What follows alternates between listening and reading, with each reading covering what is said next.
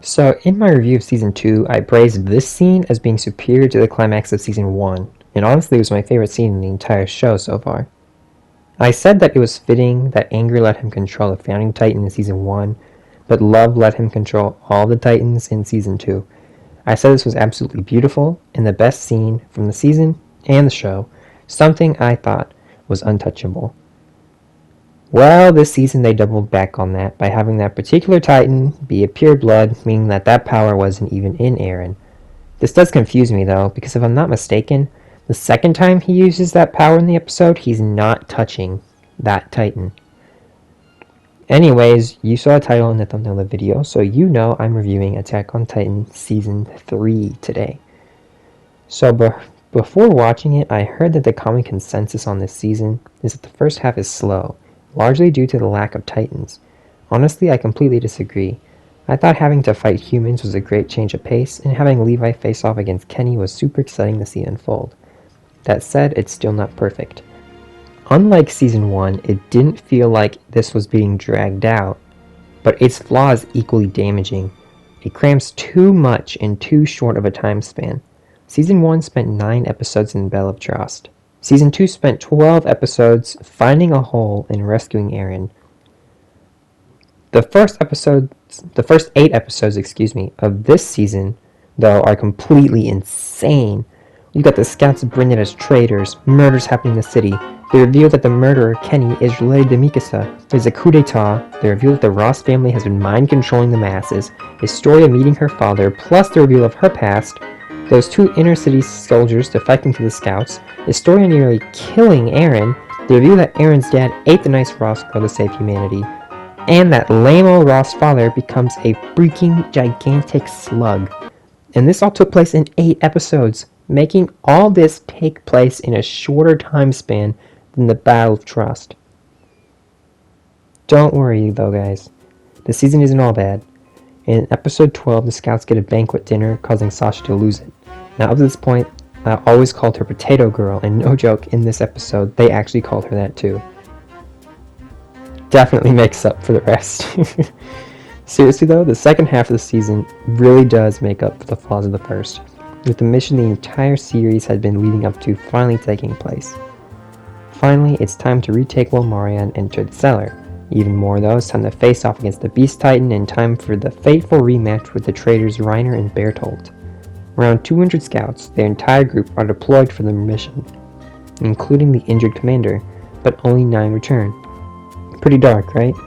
Don't forget this is the show where all a man wanted before he died was 1 drop of alcohol, but he couldn't even get that. So, what happened on this fateful, epic, devastating mission? Why did so many die? Well, they arrived and plugged up the first hole without ever seeing the Titan. This eerie feeling slowly building. I had butterflies in my stomach as if I was watching overtime of a hockey game. Then the Beast Titan arrived and threw a rock at the gate, blocking the horses outside. Thus, the battle is divided on 2 fronts, Commander Eren taking on the Beast Titan, and placing Armin in control of the other front, aka the Armored and Colossal Titans.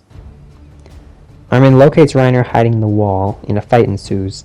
The scouts use their thunder spears to nearly kill Reiner, but Bertolt arrives, and after the worst negotiations in history, Bertolt turns into the Colossal Titan, causing an explosion that kills all of Hanji Zoe's squad, save her. From that point on, it was solely up to the main team, the recruits from Season 1, to win this fight. Even Captain Levi was on the other side of the wall, so they really were on their own. So John takes the leave as Armin is too nervous to, dedicating his time rather to attempting to come up with a plan. They attack the Colossal Titan, but his scheme forces their immediate retreat, leading Armin to discover that while it's releasing steam, it's immobile, and also it grows smaller over time. Now about Armin. He's an intellectual. He's kind-hearted. Rather than immediately fighting Bertolt, he tried to negotiate. Furthermore, he was originally quite the coward. During the Battle of Trust, he sat back and did nothing while his friends were dying, and even accepted his own demise rather than resist. However, it is when his mind is needed that he shows how brave he really is. Simply put, for the entire series thus far, Armin wasn't the one for heroics. but rather the good-hearted, honest genius who always had a plan.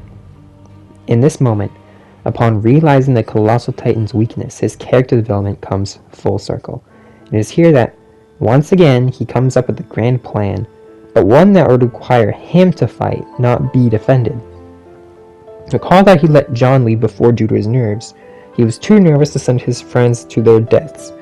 So here he immediately decides he has to be the one to carry out the suicide mission he's come up with. He distracts Bertolt, anchoring to his teeth so as to not be blown away by the steam. Bertolt notices this last-ditch effort to win and pities Armin, using more steam as a means to kill him quickly out of pity. However, the plan was that Eren would harden below, making a replica, then circle around with ODM-Deer to cut down the Colossal Titan, a plan that worked perfectly. What Eren didn't know, though, was that Armin was lying when he said he planned to run away like he always did, as it was actually part of the plan for him to hold out as long as humanly possible, despite the heat of the steam. Armin subjected himself to the worst pain possible and fought to continue it as long as possible in order to save his friends. This shows just how far he has come since Season 1, and I was astonished watching this incredibly moving scene, one that ended in Armin's apparent death. Had he actually died, the scene would have meant so much more to me moving forward, but luckily for Eren and Mikasa, he survived. Now, the funny thing about these episodes is that the two greatest minds in the Scouts, Eren and Armin, both come up with the same plan for victory, save one difference. But this is why I went into detail of Armin's plan.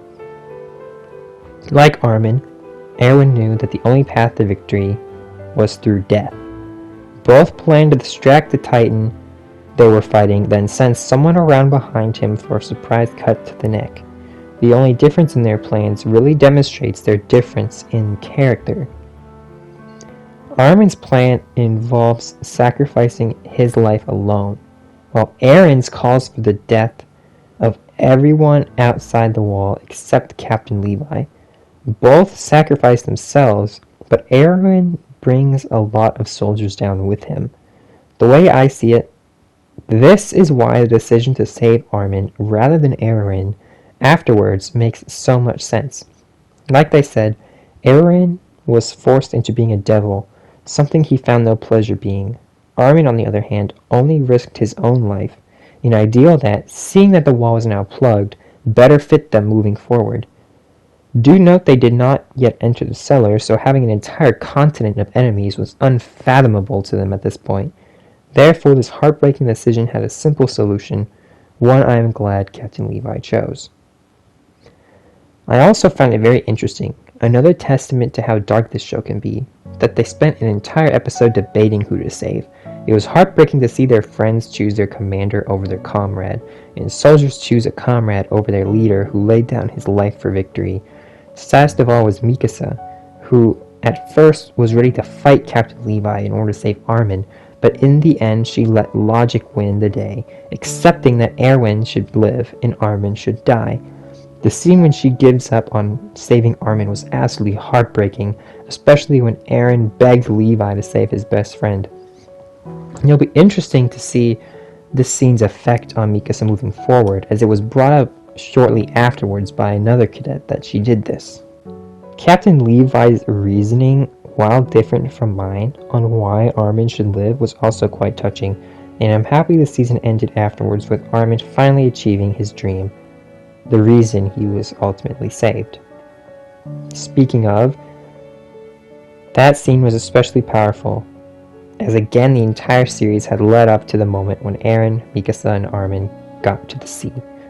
Rather than celebrate this beautiful occasion, though, their arrival is tainted by the fact on the other side of the sea is an entire continent of people who want them dead.